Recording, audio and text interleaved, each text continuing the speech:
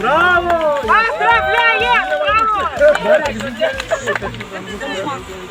Ücretsiz danışmanlık psikologdan. Бесплатная психологическая консультация против всего мусора, который вы увидели, вам это точно нужно. И это Ольга Ильхан. Оле точно надо. Ты много убираешь мусор, тебе полезно.